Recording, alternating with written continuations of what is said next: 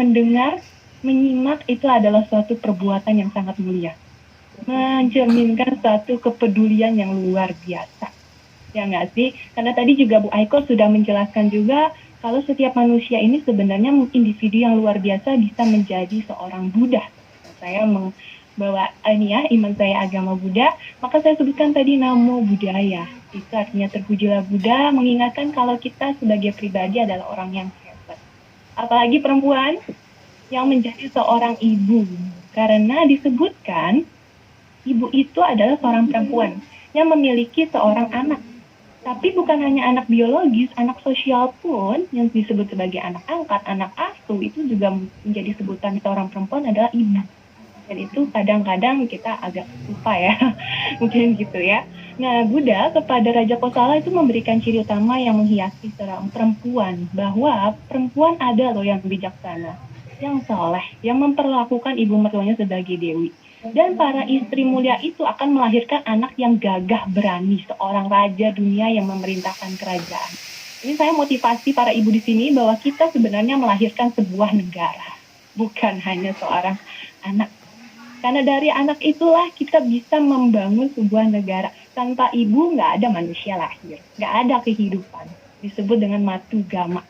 Ya, melahirkan sebuah kehidupan, maka perannya itu sangat penting. Ibu jangan dibilang, saya cuma seorang ibu rumah tangga. Enggak. Kita ini orang ketahanan keluarga ya. Makanya, di Karania Metta Sutta, kaum perempuan itu memperoleh pujian. Jadi setiap kita baca parita, ada namanya Karania Metta Sutta di bait ke-7, itu akan dilafalkan.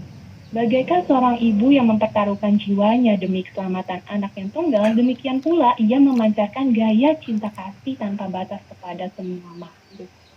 Banyak contohnya, tadi udah banyak banget para narasumber juga menjelaskan berbagai contoh tentang kepedulian dan humanis ini ya. Tapi di agama Buddha tuh ada namanya Bodhisattva Avalokiteswara, Dewi Kuan Yin, yang menjadi contoh dari teladan kesempurnaan.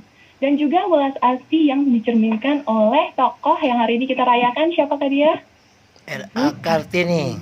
Maka ibu merupakan orang tua yang sangat penting karena dia memberikan contoh. Jadi ya, karena anak itu adalah peniru yang ulung. Jangan salah, saya punya anak umur 4 tahun, itu bisa benar-benar mengikuti apa yang saya ucapkan. Padahal nggak diajarin ya. Jadi tadi banyak yang benar memberikan contoh kepada anak akan meniru kepada anak, akan ditiru oleh anaknya. Dan di Sigala Sutta diutarakan bahwa kewajiban orang tua, Sigala Sutta itu menyembah perayaan ke-6 arah gitu ya, dan kewajiban kepada orang tua itu dia timbulkan dengan arah timur, yang menurut saya timur itu adalah matahari terbit. Jadi pagi-pagi kehidupan mulai matahari terbit, kita harus menghormati orang tua. Dan kewajiban orang tua kepada anak adalah mencegah anak berbuat jahat dan menganjurkan berbuat baik. Ini ada teman-teman saya guru dosen, semoga benar ya. Sama halnya dengan ajaran agama Buddha. Saba papasa akaranang susalasa upasam padang sakito pariode panang etang budang susalasa upasam padang.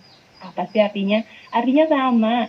Janganlah berbuat jahat, berbuatlah perbuatan baik, sucikan hati dan pikiran, inilah ajaran para.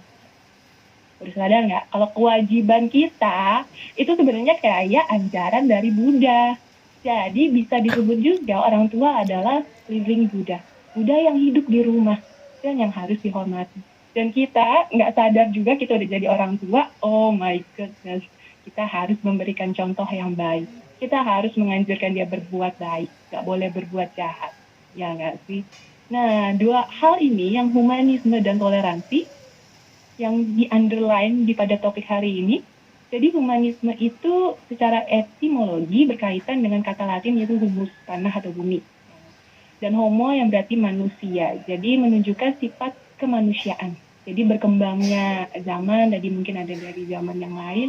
Jadi humanisme ini berasal dari kata humanitas yang berarti pendidikan manusia. Pendidikan manusia itu nggak hanya dari lingkungan, tapi juga hereditas. Tapi mayoritas, begitu anak sudah bisa berjalan seperti anak saya umur 4 tahun, dia akan belajar di lingkungan sekitarnya. Dan hal ini sejalan dengan ucapan Multatuli di Max Havelaar, tugas manusia adalah menjadi manusia. Dan inilah filsafat humanisme yang terus dipegang oleh ibu kita saat ini. Jadi sangat banyak banget contoh yang selaras Dan di agama Buddha pun udah sering tadi juga di agama lain ada masa hukum karma. Perlakukan orang lain selayaknya kamu ingin diperlakukan oleh lain, apa yang kita lakukan itulah yang kita